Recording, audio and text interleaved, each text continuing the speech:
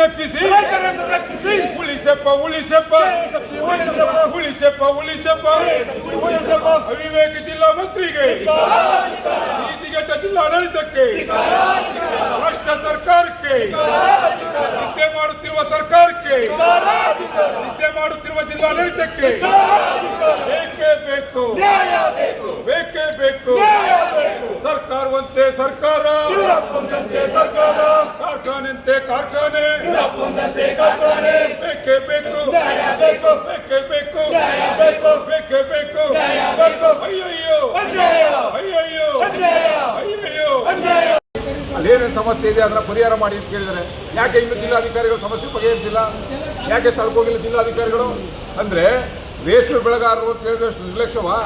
ನೋಡಪ್ಪ, ಸಿದ್ದರಾಮಯ್ಯನೂ ಕೂಡ ಸಿದ್ದರಾಮಯ್ಯ ತಾತ, ಮುಖ್ಯಮಂತ್ರಿ ಆಗಿರ್ತಕ್ಕಂಥ ಸಿದ್ದರಾಮಯ್ಯನವ್ರ ತಾತ, ಜಿಲ್ಲಾ ಮಂತ್ರಿಯವ್ರ ತಾತ ಸಿದ್ದರಾಮಯ್ಯನವರು, ನಮ್ಮ ತಾತ ಎಲ್ಲರೂ, ನಿಮ್ಮ ತಾತ ಇದ್ರು ಎಲ್ಲರೂ ಕೂಡ ತಿಂದಿರ್ತಕ್ಕಂಥದ್ದು ರೇಷ್ಮೆ ಬೆಳೆಗಾರರು ಬೆಳೆದ ಹೊತ್ತು ಅನ್ನ ಕೊಟ್ಟಿರ್ತಕ್ಕಂಥ ನಾವೆಲ್ಲ ತಿಂದಿರೋದು ನಿಜ ತಾನೆ?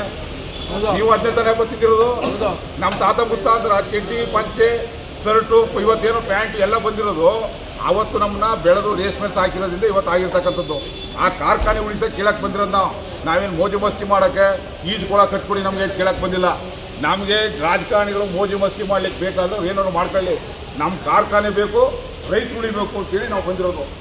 ಈಗ ಮಂತ್ರಿಗಳು ಎಮ್ ಎಲ್ ಎಗಳು ಕಾರ್ ತಗೊಂಡು ತಿರ್ಗಾಡಲ್ಲಪ್ಪ ನೀವು?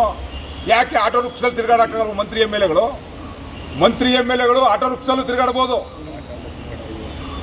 ಅಂಬಾಸಿಡರ್ ಕಾರಲ್ಲಿ ತಿರ್ಗಾಡ್ಬೋದು, ಬಸ್ಸಲ್ಲಿ ತಿರ್ಗಾಡ್ಬೋದು, ಟ್ರೈನಲ್ಲಿ ತಿರ್ಗಾಡ್ಬೋದು.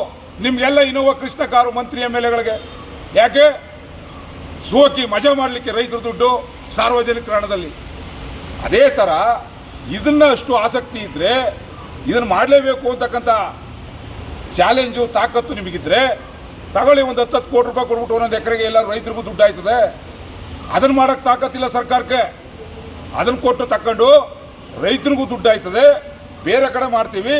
ಅದೇ KSICಗೆ 100 ಕೋಟಿ ರೂಪಾಯಿ ಕೊಡಿ ಬಜೆಟಲ್ಲಿ. ನಾಳೆ ಮುಖ್ಯಮಂತ್ರಿಗಳು ನಾಳೆ ಬಜೆಟಲ್ಲಿ 100 ಕೋಟಿ ಕೊಟ್ಟು, ನಾನು ಕೂಡ ನಮ್ಮ ತಾತ ಮುತ್ತಾದರೂ ಕೂಡ ಈ ರೇಷ್ಮೆಯಲ್ಲಿ ಬೆಳೆದು ಗೂಡು ಮಾರಿ ಜೀವನ ಮಾಡಿದ್ದೀವಿ, ನಮ್ಮ ತಾತನ ನೆನಪಿದೆಯಪ್ಪ, ರೇಷ್ಮೆ ಗೂಡಿನಿಂದ ನಾವೆಲ್ಲ ಇವತ್ತು ಬದುಕಿದ್ದೀವಿ ಅನ್ನೋದಿದ್ರೆ SC ಮಾದೇವಪ್ಪ ಹೇಳ್ತಾರೆ ಟಿಪ್ಪು ಸುಲ್ತಾನು ರೇಷ್ಮೆ ತನ್ನ ಅಂತ. ಹಾಗಾದ್ರೆ ರೇಷ್ಮೆ ತನ್ನಲ್ಲಪ್ಪ, ಟಿಪ್ಪು ಸುಲ್ತಾನ್ ಮೇಲೆ ಆಸೆಗೆ ತಣ್ಣೀರು ಹೇಳ್ತದೆ ಜಿಲ್ಲಾ ಮಂತ್ರಿಗಳು? ಚಪ್ಪಲಿ ಎಳೆದು ಬಿಡೋದ? ನೀವೇ ಹೇಳ್ತೀರಿ ಜಿಲ್ಲಾ ಮಂತ್ರಿಗಳು. SC ಮಾದೇವಪ್ಪನವರೇ ಒಂದು ಕಡೆ ಹೇಳ್ತೀರಿ ರೇಷ್ಮೆ ತಂದವರು ಟಿಪ್ಪು ಸುಲ್ತಾನ್ ಕಾಲದಿಂದ ಬಂತು ಅಂತ.